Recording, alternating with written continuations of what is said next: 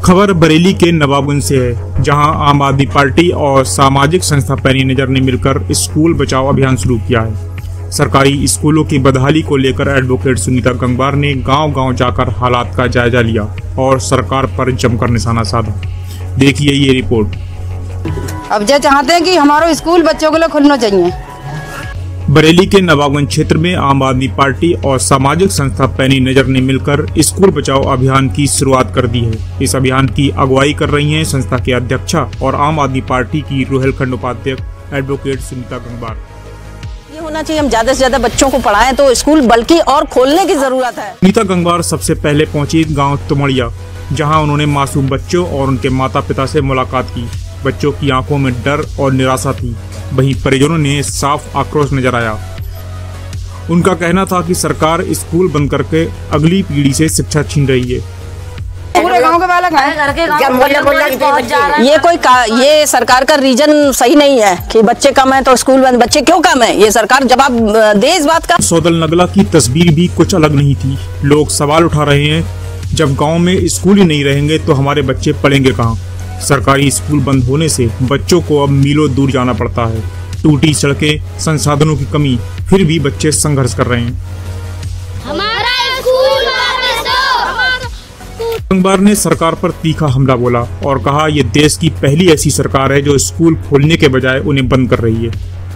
तहसील नवाबगंज का गांव तुमड़िया है और इसी तुमड़िया गांव से लगा हुआ एक सौदल नगरा भी गांव है जो एक ही ग्राम पंचायत है और यहाँ पर प्रधानी एक ही होती है। बड़े अफसोस की बात है कि योगी सरकार की जो काला फरमान आया है कि स्कूलों को बंद करो और 27,000 स्कूल बंद करने में ये दोनों गाँव के स्कूल बंद कर दिए गए हैं। आज ये बच्चे खड़े हैं, अपनी आँखों में वो सपना सजाए कि हम पढ़ लिख कर इस स्कूल से कुछ बनते, तो आज ये बड़े दुखी मन से बच्चे कह रहे हैं कि हम बहुत दूर अब हमें जाना पड़ रहा है। आज से ये 2 किलोमीटर दूर मुड़िया तेली के गांव में जा रहे हैं छोटे छोटे बच्चे।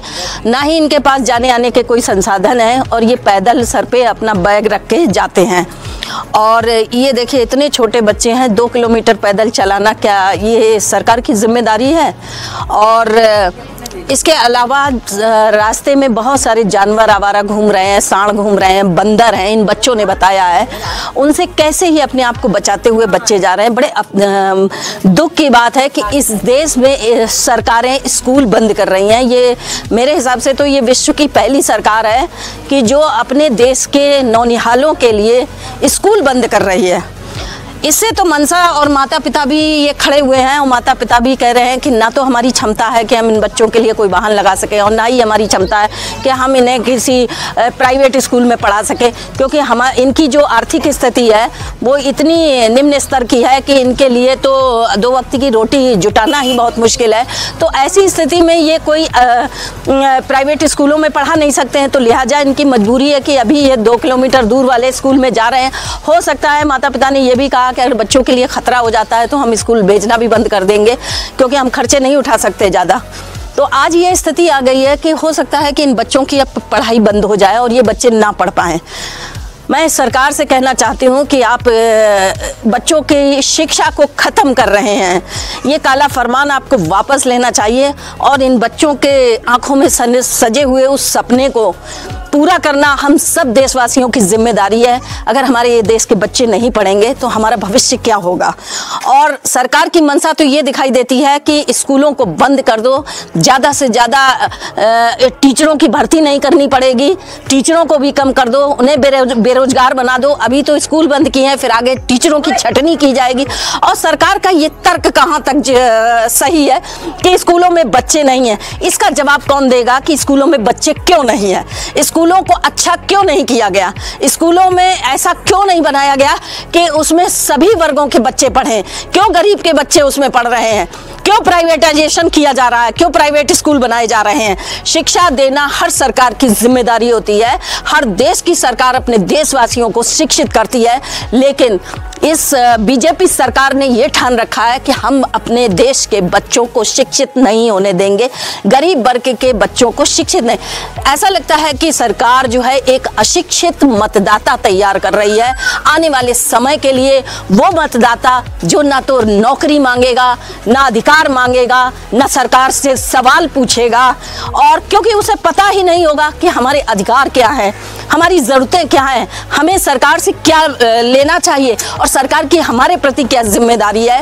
एक गूंगे बहरे अशिक्षित मतदाता लगता है सरकार तैयार कर रही है अपनी सरकार बनाने के लिए।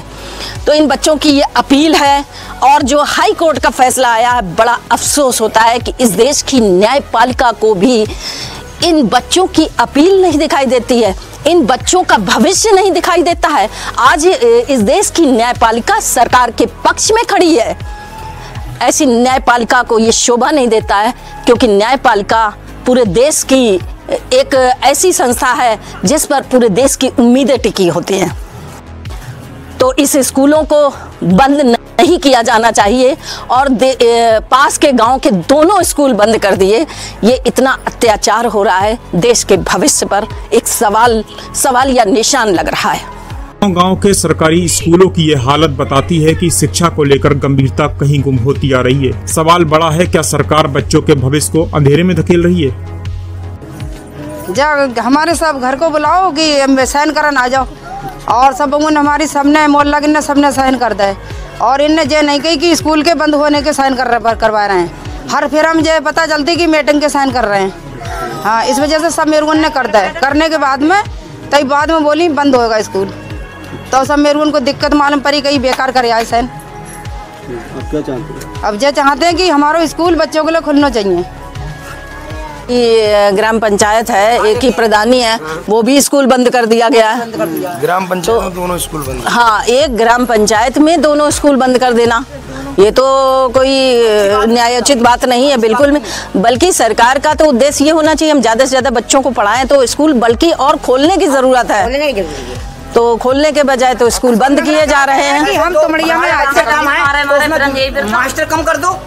नहीं, मास्टर 2 मास्टर कोई ज़्यादा थोड़ी थे।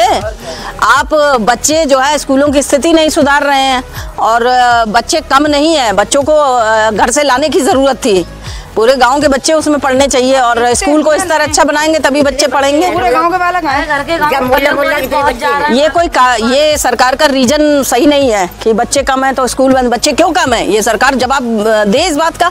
हाँ, ये थे बच्चे तब भी बंद कर दो, फिर सोननगर आके हम भेज देंगे इसी तुमड़िया में बच्चों के लिए। हमारे यहाँ तो कम भी नहीं थे ज्यादा, कोई खास। यहाँ तो काफी बच्चे पढ़ने वाले हैं, कम थे तो उसको कहीं ना प्रयास करें। और ये बच्चों का जो है सब पढ़ने का सपना ही लगता रह जाएगा। अब में 6-6 हजार फीस है, और 3-3, 4-4 हजार के ड्रेस है, कैसे करके दवाई मिलेंगे प्राइवेट में बताओ। गरीब पाबंदी प्राइवेट स्कूलों में नहीं है मैम।